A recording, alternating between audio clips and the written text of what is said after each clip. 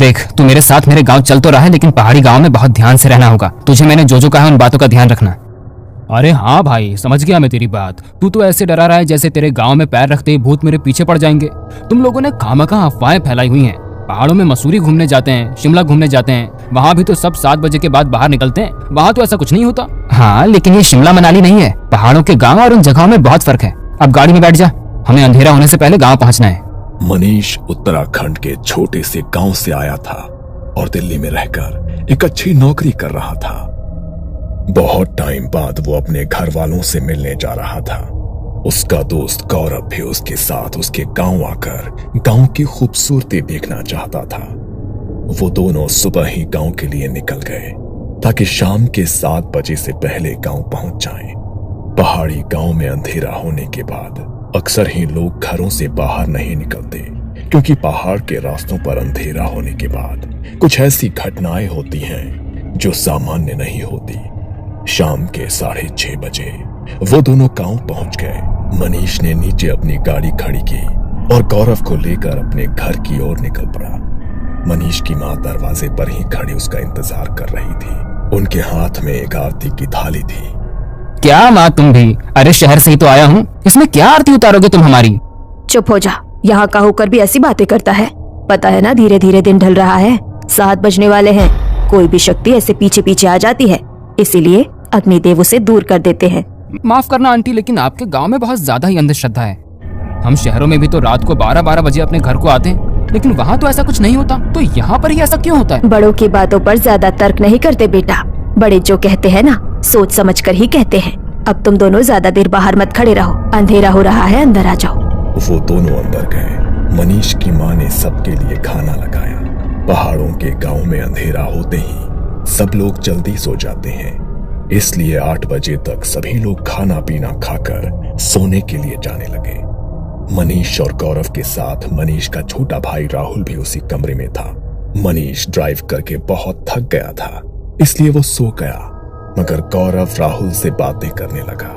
अच्छा राहुल, मुझे एक बात बताओ, तुम्हारे गांव में ये जो बात बोली जाती है कि शाम के 7 बजे के बाद घर से बाहर मत निकलो वरना कोई शक्ति तुम्हारे पीछे लग जाएगी, इस बात में तुम्हें कितनी सच्चाई लगती है? बात तो बिल्कुल सच्ची है गौरव भैया। यहाँ पर 7 बजे के बाद कोई भी अपने घरों से बाहर नहीं निकलता, और जो निकलता है उसे या तो छलावा लग जाता है या फिर भूतों की बारात उसे अपने साथ ले जाती है। भूतों की बारात? अब ये क्या नई चीज है? यहाँ हम इंसानों की तो शादी हो नहीं रही और भूत अपनी बारात लेकर जा रहे हैं। ये मजाक नहीं है भैया, यहाँ तो सदियों से ऐसा होता आया है। रात को अगर वो लोग किसी को भी देख लेते हैं तो उसे अपने साथ ही ले जाते हैं। गांव के बहुत सारे लोग ऐसे ही गायब हुए हैं। पता नहीं यार, तुम लोग और तुम्हारी ये बातें। खैर, मैं तो यहाँ पर आया था कि कुछ एक्साइटिंग करूंगा, लेकिन तुम्हारी तो बातें सुन सुन कर ही पक गया मैं। चलो सो जाओ, अब मैं भी बहुत थक गया हूँ। गौरव को लग रहा था कि ये लोग उसे जो भी कह रहे हैं वो सब उनका अंधविश्वास है। अगले दिन वो मनीष और उसके छोटे भाई राहुल के साथ पहाड़ों में घूमने निकला, मगर जैसे ही दिन हल्का सा ढलने लगा वो घर के लिए निकल गए। अरे यार, अभी तो घूमना शुरू ही किया था, थोड़ी देर बाद चलते हैं ना घर। कौन सा 7 बजते ही यहाँ हमें भूत मिल जाएंगे? एक ही बात तुझे कितनी बार समझानी पड़ेगी? जब एक बार बोल दिया है तो तू समझता क्यों नहीं है? चुपचाप घर चल, वरना अगर छल लग गया तो बड़ी मुसीबत हो जाएगी। वैसे भी तू हमारे गांव का नहीं है तो देवता को पुकार भी नहीं लगा पाएगा। हाँ भैया चलो, वरना मम्मी भी गुस्सा करेगी। वो लोग घर चले गए। रात को सब सो रहे थे, तभी गौरव वॉशरूम जाने के लिए घर से बाहर निकला। पहाड़ों के घरों में अक्सर वॉशरूम घर के बाहर ही बना होता है। वो वॉशरूम से बाहर निकला तो उसे बहुत तेज पानी बहने की आवाज आई, जैसे वहां पर कोई झरना बह रहा हो। अरे ये इतनी तेज पानी बहने की आवाज कहाँ से आ रही है? यहाँ पर तो आसपास कोई नदी या झरना भी नहीं है। लगता है रात को मेरे कान बज रहे हैं। वैसे भी इन पहाड़ों में इतनी शांति है कि दूर कोई आवाज होगी तो यहाँ तक सुनाई देगी। और ये लोग क्या कह रहे थे? 7 बजे के बाद घर से बाहर मत निकलना वरना न जाने क्या क्या पीछे लग जाएगा। अच्छा भला तो घर के बाहर खड़ा हूँ, कुछ भी तो नहीं हुआ मुझे, लेकिन ये लोग इस बात पर यकीन थोड़ी ना करेंगे। इसका वीडियो शूट करता हूँ, कल दिखाऊंगा इन सबको। गौरव ने अपने फोन से रिकॉर्डिंग करनी शुरू की और आगे की तरफ निकल गया। वो थोड़ी ही दूर गया होगा, तभी उसके कानों में एक अजीब सी फुसफुसाहट की आवाज पड़ी। ये कैसी अजीब सी आवाज है? ऐसा लग रहा है इसे सुनता रहा तो कान के पर्दे फट जाएंगे। लेकिन ये आवाज है किस चीज की? गौरव ने इधर उधर नजरें घुमाकर देखा, मगर वहां कुछ भी नहीं था। और ना ही उसके कैमरे में कुछ रिकॉर्ड हुआ। अचानक से वो आने वाली आवाज भी बिल्कुल शांत हो गई। कैमरे में रिकॉर्डिंग करते करते गौरव थोड़ा आगे पहुंचा तो फोन की फ्लैशलाइट से उसने देखा कि आगे रास्ते पर एक कुत्ता बैठा है। उसे जानवरों के साथ खेलना बहुत पसंद था, इसलिए वो उसके पास जाने लगा। वो कुत्ता सड़क पार करने के लिए सड़क के दूसरी तरफ जाने लगा और जैसे ही वो उस कुत्ते के पास पहुंचने वाला था, वो कुत्ता अचानक उसकी नजरों के सामने से कहीं गायब हो गया। ये देखकर गौरव के पसीने छूट गए और डर के मारे उसके कदम अपने आप पीछे होने लगे। ये क्या हुआ? ये कैसे हो सकता है?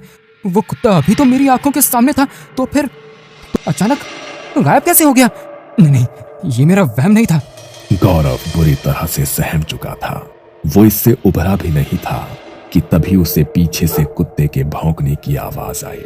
वो घबराया और उसने पीछे मुड़कर देखा तो वही कुत्ता उससे बहुत दूर खड़ा था और देखते ही देखते वो फिर से उसकी नजरों के सामने से ओझल हो गया। जब दोबारा गौरव के साथ ये सब हुआ तो उसे इस बात का यकीन हो गया कि ये कुछ भी उसका वहम नहीं है। डर के मारे वो बुरी तरह कांप रहा था, मगर उसने हिम्मत जुटाकर भगवान का नाम लिया और उल्टे पांव घर की तरफ चलने लगा। सब लोग ठीक ही कह रहे थे कि 7 बजे के बाद घर से बाहर निकलना ठीक नहीं है। जिन चीजों के बारे में आज तक मैंने सिर्फ सुना था, आज उससे सचमुच मेरा सामना हो ही गया। कहीं वो मेरे पीछे तो नहीं आ रहा होगा? हे भगवान, मेरी रक्षा करना। गौरव डरते हुए अपने कदम आगे बढ़ा रहा था, तभी उसे अपने पीछे किसी के कदमों की आहट महसूस हुई। वो अपने कदम और तेजी से बढ़ाने लगा। तभी उसके कंधे पर किसी ने अपना हाथ रखा। वो इतनी बुरी तरह डर गया कि उसके गले से उसकी चीख भी नहीं निकल पाई। तभी उसके सामने एक आदमी आकर खड़ा हुआ। वो दिखने में बिल्कुल सामान्य था, इसलिए गौरव की जान में जान आई। तुम्हें पता है ना, शाम को 7 बजे के बाद यहाँ अपने घरों से निकलना मना है। लगता है तुम जैसे लोगों को अपनी जान प्यारी नहीं है। अभी थोड़ी देर बाद भूतों की बारात निकलने वाली है यहाँ से, और अगर उनकी नजर गलती से तुम्हारे ऊपर पड़ गई तो तुम सुबह का सूरज नहीं देख पाओगे। आप मुझे डराने की कोशिश मत कीजिए काका। और आप भी तो इस समय यहाँ पर अकेले घूम रहे हैं। क्या आपको किसी से डर नहीं लगता? लगता था, मुझे भी डर लगता था, लेकिन एक रात मेरा ये डर हमेशा के लिए खत्म हो गया। क्या? कैसे खत्म हो गया आपका डर? जैसे ही गौरव ने उस आदमी से ये बात पूछी तो वो बड़े ही भयानक तरीके से मुस्कुराया। उसका चेहरा अचानक किसी मुर्दे जैसा हो गया और चेहरे का मांस मोमबत्ती के मोम की तरह पिघलने लगा। आंखों का रंग पूरी तरह सफेद पड़ गया और देखते ही देखते वो अपनी हड्डियों को मरोड़ने लगा। उसे देखकर गौरव जोर से चीखा और वहां से भागने लगा, मगर वो आदमी उससे भी तेज गति से उसके आगे आगे भाग रहा था। ये देखकर डर के मारे गौरव का बैलेंस बिगड़ गया और वो झाड़ियों में गिर गया। उसने बाहर की तरफ जाकर देखा तो दौड़ते दौड़ते आदमी अचानक वहां से गायब हो गया।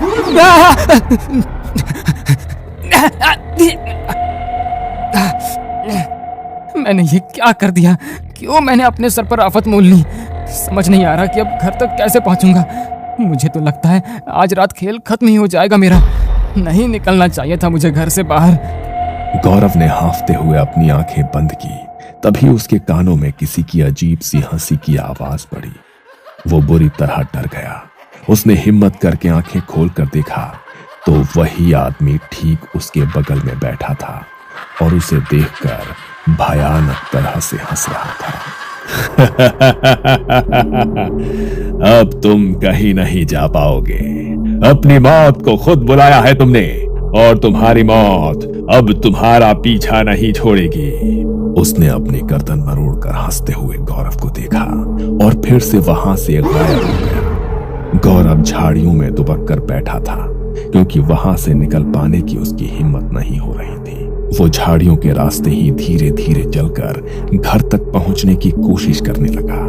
तभी उसे बैंड बाजे की आवाज सुनाई दी, जैसे किसी की शादी हो रही हो। गौरव ने ध्यान से देखा तो पीछे से किसी की बारात आ रही थी। वहां बहुत चकाचौंध थी। उन्हें देखकर गौरव की जान में जान आई। शायद ये लोग मेरी कुछ मदद कर सकें। इनके साथ निकलूंगा तो घर तक पहुंच ही जाऊंगा, वरना अकेले रहा तो मेरा बच पाना भी मुश्किल है। गौरव झाड़ियों से बाहर निकलने लगा। तभी उसे राहुल की कही हुई वो बात याद आई और वो फिर से झाड़ियों में दुबक कर बैठ गया। ये तो क्या करने जा रहा था गौरव? भूल गया राहुल ने तुझे क्या कहा था कि रात को यहाँ से भूतों की बारात गुजरती है, और अगर उनका ध्यान मुझ पर पड़ गया तो मुझे भी अपने साथ ही ले जाएंगे। मुझे कुछ भी करके इनसे बचना होगा, वरना अगर इन्होंने मुझे देख लिया तो ये तो मुझे मार ही डालेंगे। गौरव कांपते हुए झाड़ियों में बैठा था। उसके फोन की रिकॉर्डिंग अभी भी चालू थी, मगर अब उसमें कुछ रिकॉर्ड हो रहा था तो वो था सिर्फ उसका डर। बारात में बजने वाले ढोल, ताशे और शहनाइयों की आवाज जोर जोर से उसके कानों में पड़ रही थी। वो वहां से उनके निकलने का इंतजार कर रहा था। वो अपनी आंखें बंद करके झाड़ियों के बीच बैठा रहा। तभी उसके कानों में पड़ रही ढोल, ताशों और शहनाइयों की आवाज अचानक से बहुत तेज हो गई। उसने अपने कानों पर हाथ रखा, मगर उसके कानों से खून बहने लगा। उसने डरते हुए अपनी आंखें खोली और उसने देखा कि वो बारात धीरे धीरे उसके पास आती जा रही है, और जैसे जैसे वो बारात उसके पास आ रही थी वैसे वैसे उसका डर बढ़ता जा रहा था। उसने ध्यान से जब उनकी तरफ देखा तो वो आम लोगों जैसे नहीं थे। उन सब के चेहरे का मांस फटा हुआ था और आंखों की पुतलियां बाहर को निकल आई थी। पैर पीछे की तरफ उल्टे मुड़े हुए थे और सबके चेहरे पर शैतानी हंसी छाई हुई थी। गौरव खुद को उनकी नजरों से बचाने की कोशिश कर रहा था, मगर तभी उनमें से एक का ध्यान गौरव की तरफ पड़ गया और वो उसे देखकर भयानक तरह से मुस्कुराया। जैसे ही गौरव से उसकी आंखें मिली, गौरव जोर से चीखा और वहीं पर बेहोश हो गया। अगली सुबह जब घर में सबकी आंखें खुली तो उन्हें गौरव पूरे घर में नहीं मिला। अरे रात को तो वो हमारे साथ ही सोया था, तो अचानक से कहाँ चला गया? और उसे तो यहाँ के रास्तों का भी पता नहीं है, तो अकेले कहाँ जा सकता है वो? सब उसे लेकर बहुत परेशान थे। तभी थोड़ी देर बाद एक लड़का दौड़ता दौड़ता मनीष के घर आया और उसने मनीष को कुछ ऐसा बताया जिसे सुनकर उसके पैरों तले से जमीन खिसक गई। मनीष भागता हुआ उसके साथ गया तो देखा कि झाड़ियों के रास्ते एक पेड़ पर गौरव का शरीर लटका हुआ था। उसकी आंखों की पुतलियां गायब थी और जुबान बाहर को निकल कर आ चुकी थी। हाथ पैरों को किसी ने बुरी तरह मरोड़कर उल्टा कर दिया था। वो उसे देखकर जोर जोर से रोने लगा। अब उसके शरीर को पेड़ से नीचे उतारा गया तो मनीष ने देखा कि गौरव की शर्ट की जेब में उसका फोन था जिसमें कल रात की रिकॉर्डिंग थी। मना किया था मैंने कि 7 बजे के बाद घर से बाहर मत निकलना, लेकिन तूने मेरी एक बात भी नहीं सुनी। काश काश तूने मेरी बात मान ली होती मेरे दोस्त। अपनी जिद की वजह से गौरव की जान चली गई। पहाड़ी गांव में अक्सर ऐसी चीजें होनी बहुत आम है, इसलिए आज भी लोग वहां पर 7 बजे के बाद अपने घरों से नहीं निकलते। और अगर कोई वहां पर बने नियमों को तोड़ने की कोशिश करता है तो उसका वही अंजाम होता है जो गौरव के साथ हुआ।